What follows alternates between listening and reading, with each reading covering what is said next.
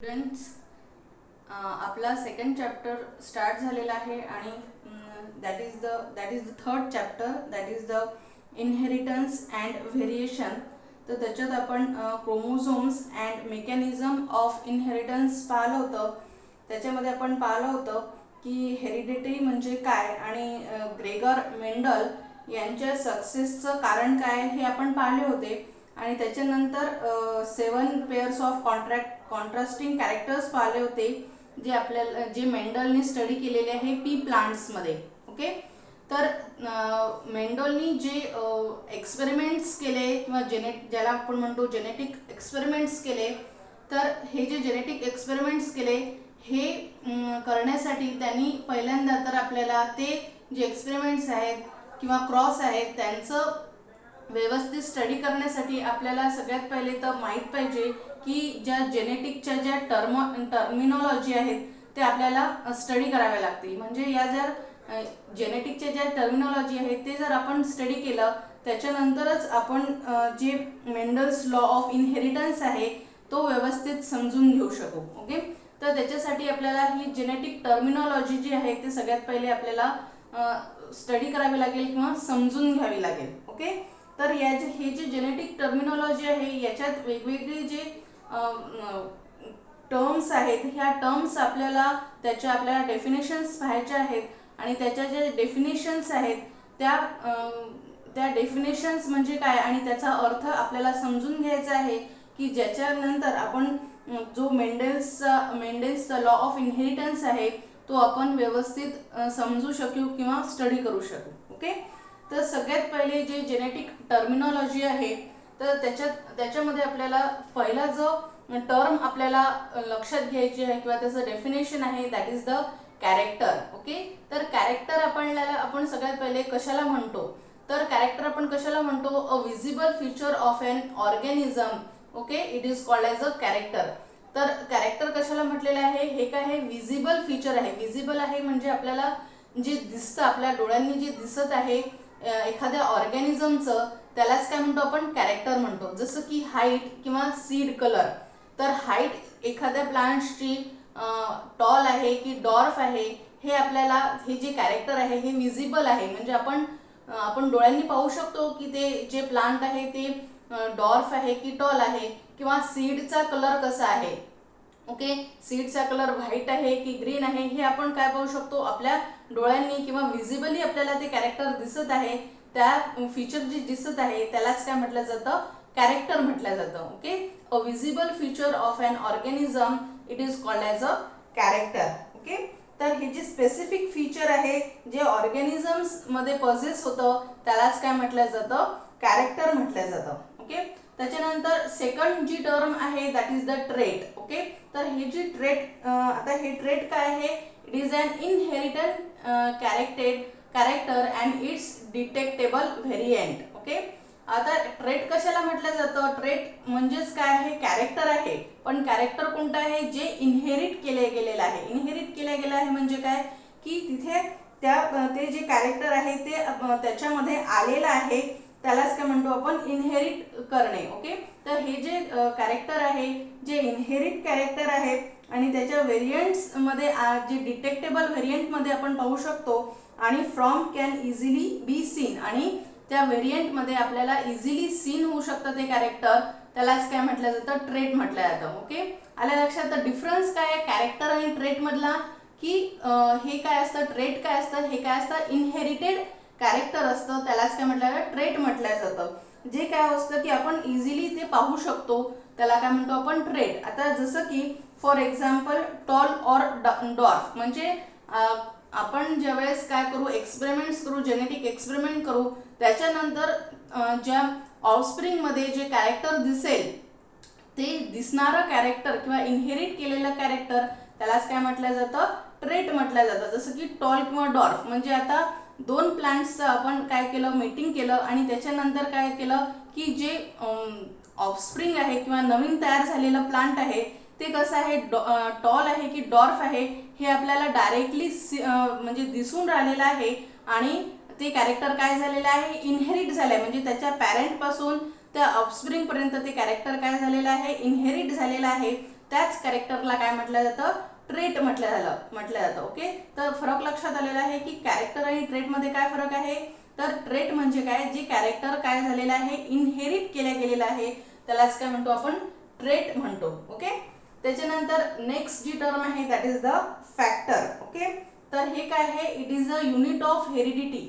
हे काय आहे, फॅक्टर काय आहे, युनिट ऑफ हेरिडिटी आहे, जे काय आहे, a particle present in an organism which is responsible for inheritance and expression of a character. तर फॅक्टर्स, आता ज्यावेळेस मेंडेलनी हे जे एक्सपेरिमेंट केले त्यावेळेस क्रोमोझोम्स किंवा जीन ही टर्मिनॉलॉजी नव्हती, म्हणजे त्यावेळेस क्रोमोझोम डिस्कवर झाले नव्हते, जीनही डिस्कवर झालेले नव्हते. त्याच्यामुळे त्यांनी काय म्हटलेलं आहे मेंडेलनी की हे काय आहे, फॅक्टर काय आहे, युनिट ऑफ हेरिडिटी आहे. म्हणजे काय की पॅरेंट पासून जे ऑफस्प्रिंग पर्यंत जे कॅरेक्टर्स जातात त्याला काय म्हटलं जातं, फॅक्टर म्हटलं जातं. आणि हे जे फॅक्टर आहे हे कुठे प्रेझेंट असतं, ऑर्गॅनिझम मध्ये प्रेझेंट असतं. आणि ते कशासाठी रिस्पॉन्सिबल असतं, for inheritance and expression of the character. म्हणजे जे कॅरेक्टरचं फॅक्टर आहे त्याचं एक्सप्रेशन करणं, आणि हे जे कॅरेक्टर आहे एका जनरेशन पासून नेक्स्ट जनरेशन पर्यंत जाणं, त्यालाच काय म्हटलं जातं, फॅक्टर म्हटलं जातं. ओके,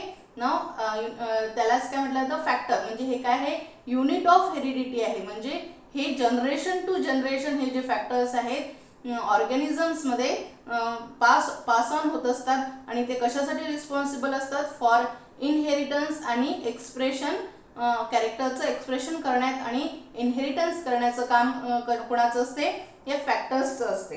ओके, त्याच्यानंतर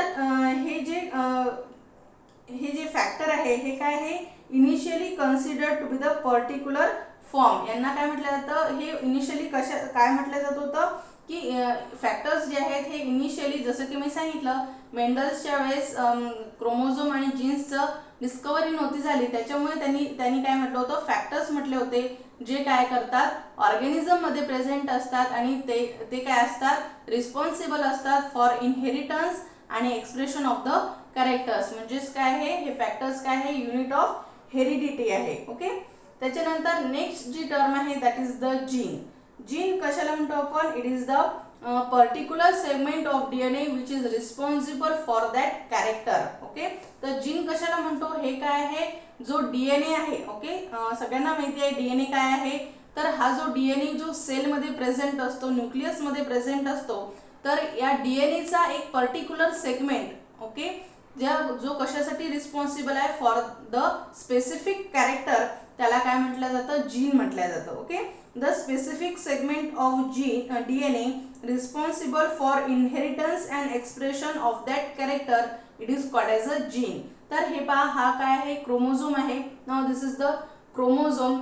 आता या क्रोमोझोम्स कशाचा बनलेला आहे, डीएनएचा बनलेला आहे. ओके, तर हा जो क्रोमोझोम आहे हा डीएनएचा बनलेला आहे, आणि हा काय आहे, हे काय स्पेसिफिक, हे काय सेगमेंट आहे, हा डीएनएचा हा स्पेसिफिक सेगमेंट आहे. हा जो सेगमेंट आहे याला जीन म्हटलं जातं. कारण का जीन म्हटलं जातं, कारण की हा जो स्पेसिफिक सेगमेंट आहे डीएनएचा, तो कशासाठी रिस्पॉन्सिबल आहे, इनहेरिटन्स आणि एक्सप्रेशन, कॅरेक्टरचं इनहेरिटन्स आणि एक्सप्रेशन होण्यासाठी हा जो सेगमेंट आहे तो रिस्पॉन्सिबल आहे. म्हणूनच याला काय म्हटलं जातं, जीन म्हटलं जातं. ओके, तर हे काय आहे, हा जो जीन आहे हा काय पर्टिक्युलर सेगमेंट आहे डीएनएचा, जो काय करतं, रिस्पॉन्सिबल असतं for the particular character. Particular कॅरेक्टरसाठी हा जो सेगमेंट ऑफ डीएनए आहे तो रिस्पॉन्सिबल असतो, आणि तो कॅरेक्टर कशासाठी, इनहेरिटन्स आणि एक्सप्रेशन ऑफ कॅरेक्टरसाठी रिस्पॉन्सिबल असतो, त्यालाच काय म्हटलं जातं, जीन म्हटलं जातं. ओके, तर हा जो जीन आहे हा काय आहे, पर्टिक्युलर सेगमेंट ऑफ डीएनए आहे. Okay, now this is the gene.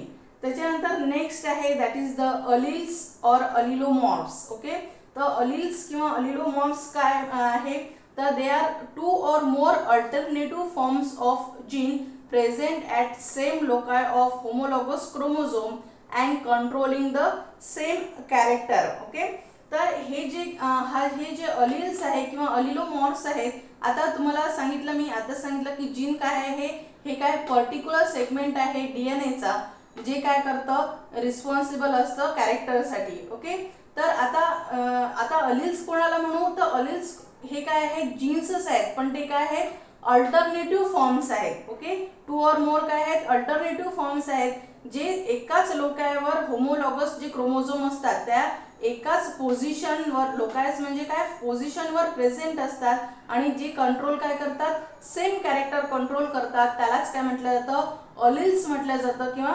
अलिलोमॉर्फ्स म्हटलं जातं. ओके, तर हे जे आता हे पहा हे दोन काय आहेत होमोलॉगस क्रोमोझोम आहेत. होमोलॉगस हे काय होमोलॉगस पेअर ऑफ क्रोमोझोम आहेत म्हणजे सारखे हे क्रोमोझोम्स आहेत. याच्यावर काय आहे हे हा जो पार्ट आहे क्रोमोझोम मध्ये डीएनए आहे, या डीएनए मधले हे जो पर्टिक्युलर सेगमेंट आहे हे जी लोकाय आहे, now this locus is for flower colour gene. Okay, हा या दोन होमोलॉगस क्रोमोझोमवर ही जी पोझिशन आहे किंवा लोकस आहे हे कशासाठी आहे कोणत्या जीनसाठी आहे की फ्लावरचा कलर कसा असेल या जीनसाठी हा जो पोझिशन आहे याची किंवा लोकस आहे हा आहे. ओके, तर या फर्स्ट ज्या क्रोमोझोम आहे होमोलॉगस ह्याच्यासाठी हा जो आहे रेड कलरचा हे काय आहे अलील फॉर द पर्पल फ्लावर, म्हणजे याच्यामधला जो जीन आहे तो कशासाठी आहे पर्पल फ्लावर साठीचा जीन आहे. ओके, त्याच्यानंतर दुसऱ्या क्रोमोझोम होमोलॉगस क्रोमोझोम मधला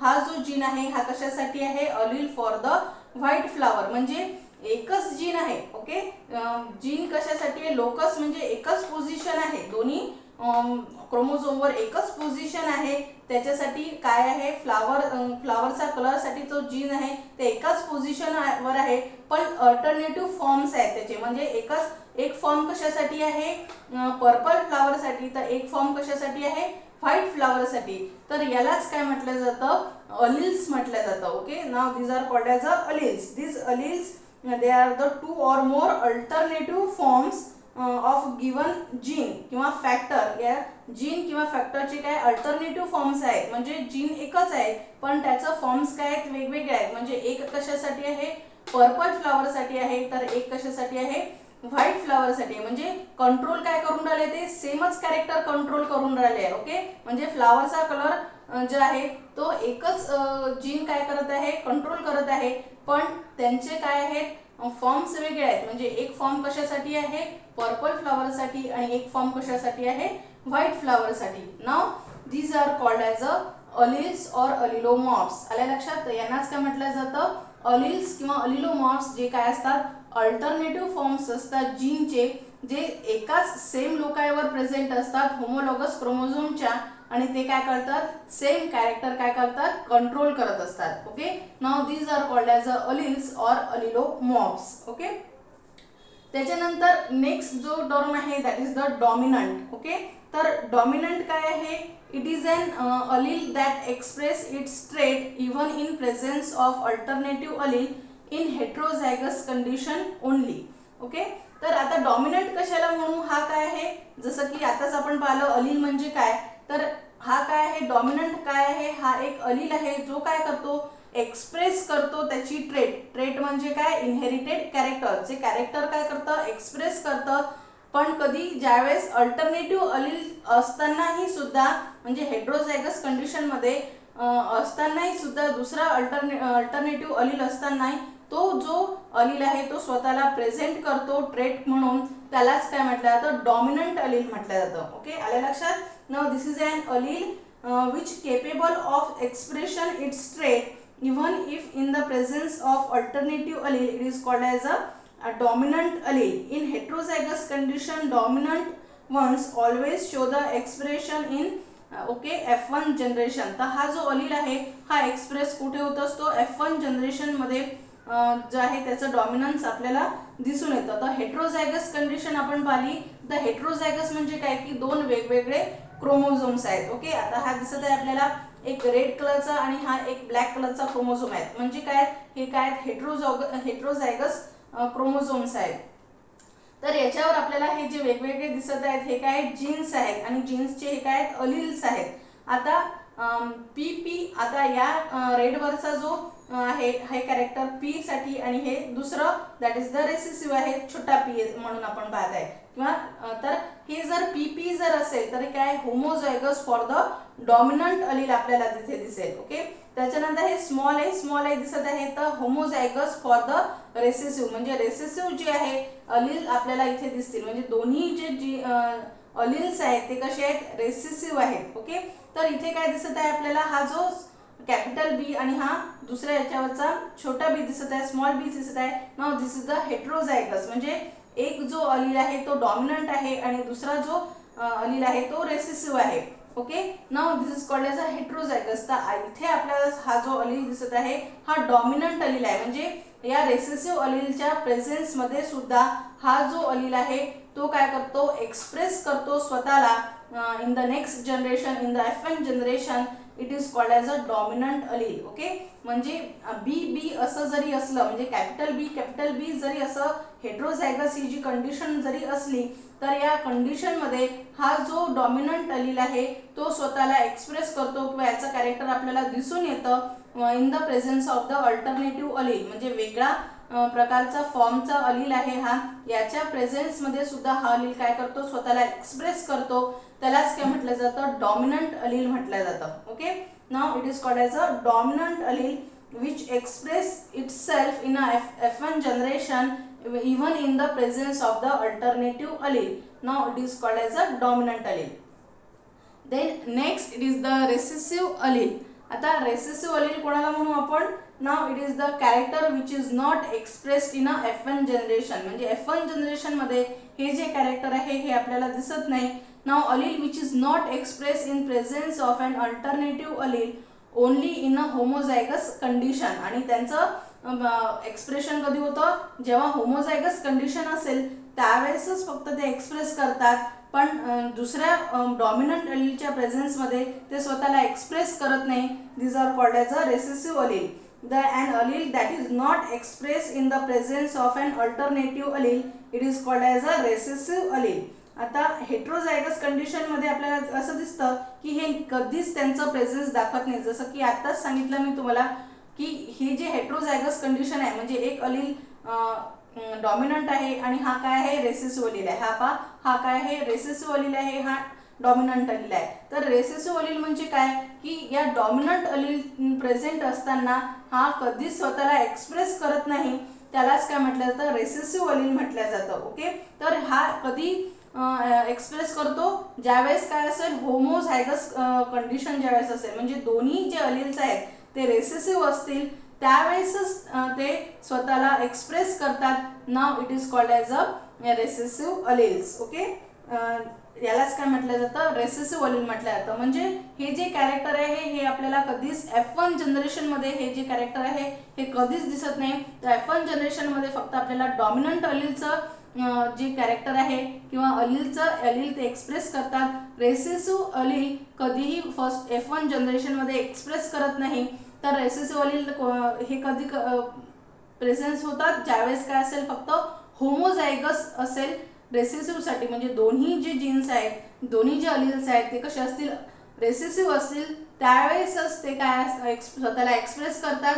ज्यावेळेस डॉमिनंट अलील असेल त्यावेळेस ते स्वतःला कधीच एक्सप्रेस करत नाही, त्यालाच काय म्हटलं जातं, रेसेसिव्ह अलील म्हटलं जातं. ओके, याच्या नेक्स्ट ज्या टर्म्स आहेत ते आपण नेक्स्ट व्हिडिओमध्ये पाहूया. थँक्यू.